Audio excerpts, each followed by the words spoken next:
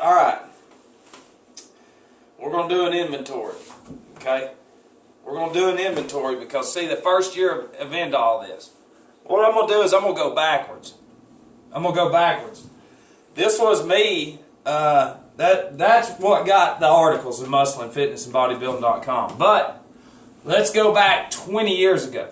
20 years ago, because see, I used to work out, but I didn't know all that. Because see, I juiced. I did steroids 20 years ago. Now, I didn't do them like everybody else, doing, 4 bottles a week.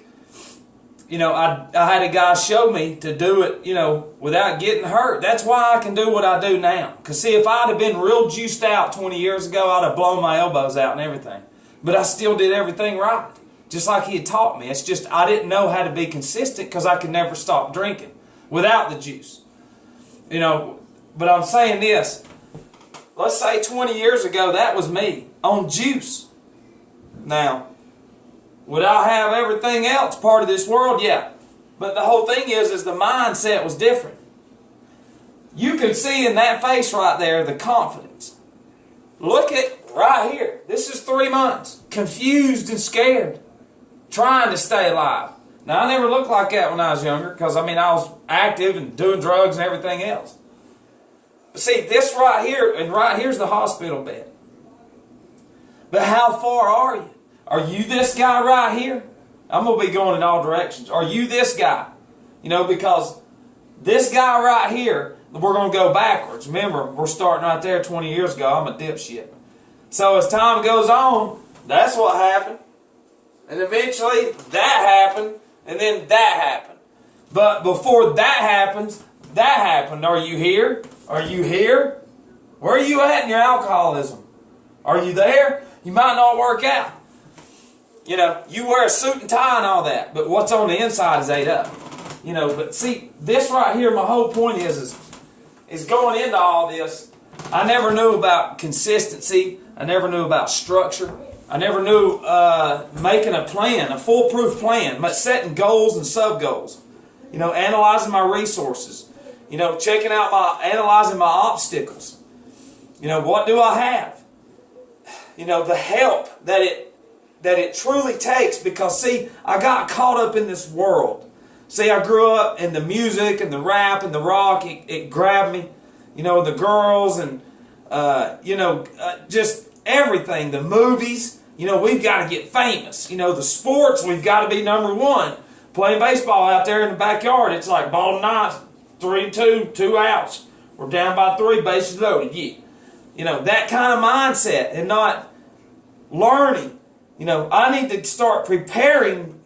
The grown-ups didn't know either. We got to start preparing people for what's going to hit them in life. Because everything around us is designed to do, bam, that right there. Or die, this. And to keep society into that mode right here. To keep them in that. Because I don't take any medications. I don't. None. I've taken Tamiflu. 2 Tamiflu pills. And it wiped my flu out 2 years ago. Wiped it out. 2 pills. And that's how it should be. But it's... There's so many people out there that are struggling. And they're looking. And my story is real. And it's raw. And it's against everything that the whole system's against. It's against everything that they're for. And the ones that's been through it enough, they're like, man, God, we're tired of it, everybody saying and looking all good on TV, and it's not good. Nothing's good. Addiction, it's getting worse because we don't understand that it's all bad. We're never taught that. We're taught you need to go get on pills. You need to get on this. You need to get on this. And we're not taught work it out like a man. Work it out like a woman. Go talk. Quit blaming everybody. Like the TV's telling you to do. That's what Hillary Clinton's telling you to do. Blame everybody. It's all their fault. Everybody's fault. And that's the whole thing is we can't even get along because they're teaching us to not get along. But even though the people out here don't even realize what we're in. They don't even know. It's insane. Let's put it on the news. Well, got my game tonight. Yep. I heard what I wanted to hear in 2 minutes. Or 20 seconds. You know, the same thing with drugs and alcohol. They give you that same feeling. Oh, yeah, I can do anything now. And it's all endorphins, too. All up here. All of it.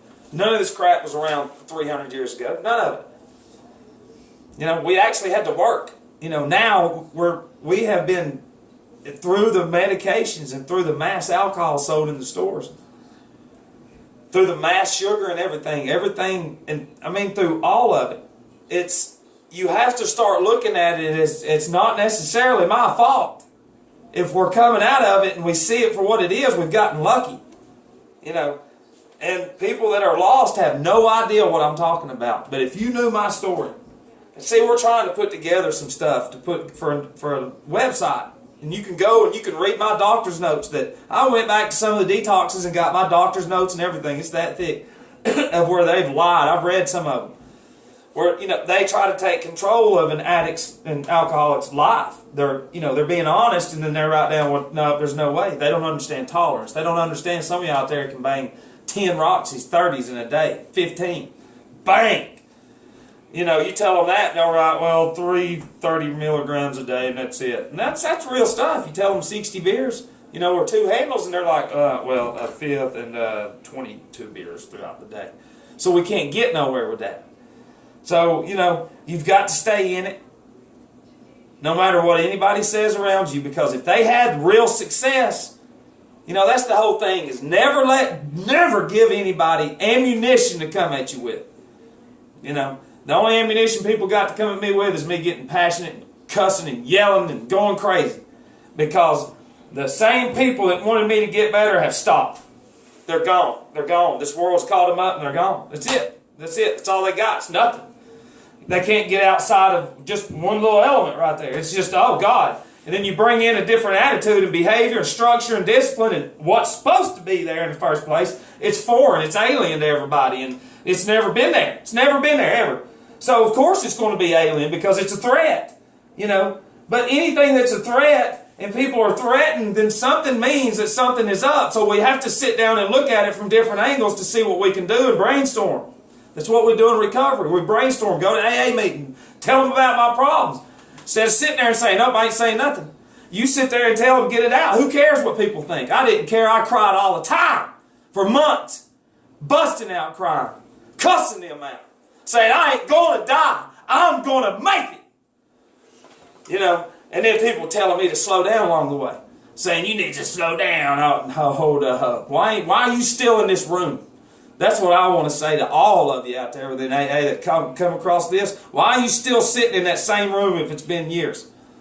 You know, that 12 steps, what? It's about getting out, service work. It's also Masonic too, Mason, humility. It's what it's all about. Getting out, helping people. Mystery religion stuff. Crazy stuff. You know, your churches, your Red Cross and different things, they do this, this, and this. You know, I help a lady, a black woman during Christmas. You know, because a black guy helped save my life. He's the one that saved my life. One of them. But anyways, we do Christmas and help kids, try to. And you try to go raise stuff for them, nobody even cares. You know why? Because they can write a check and turn it in on their taxes to the Red Cross and whoever else, Goodwill. But then you've got swinging dicks like me trying to help. And then what do you get? Nope, screw you, go on. It's easier for me because I get money back because I'm turning it in. I get it back. That's what it is. You get it back. Why can't it be, you know what, you're not, give it all up. Give them $1,500 and you ain't getting nothing back. You're actually helping people. Why would you want something in return cash-wise? That's the incentive that Satan, evil, whoever offers to you. But you do it anyways. And I'm good. Gave my 10% to church. Did my thing over here. So now I'm good. I'm going to heaven. You know. And it's just, it's horrible. It's horrible. But, you know, the door will open for us one day, and I don't care who you are. You don't even know me, and I'm doing this for you. You know, because down the road, if you're really broke and you're wanting to go to rehab, I'm going to get you in there, and I'm going to pay for it. Because all this that I've done is for you. All these articles, we're trying to put all this together. It ain't mine, it's yours. You helped me get here, and you don't even know me. You know, and that's how it goes. That's what I tell people, and it just blows people's minds. And it's like we're all the same, all of us. No matter what color you are, what you do. You know, but we have to stay in it. You know, every time we go out, and that's the thing, is somebody told me, I want you to go out and enjoy yourself. And it's like, how dare you say that to me? You don't even know me and you're standing right next to me. How dare you say go out and enjoy yourself? That's what got us there in the first place. And that lets me know that you have never looked into anything. Never Al-Anon, never any kind of counseling, anything. But you sit there and you say, you know what, I know everything. So won't you keep going out and having pleasure while I keep educating myself with what I'm supposed to about myself and about society and about helping others and doing whatever it takes to get there. What are you doing? Giving more away. Give it away. Give away everything you got. Well, did they earn it? Nope, but I'm going to give it to them. Keep letting it happen. Keep letting it happen. You know, and I get fired up on that. But I love every last one of you. It's time to go skating. Yeah!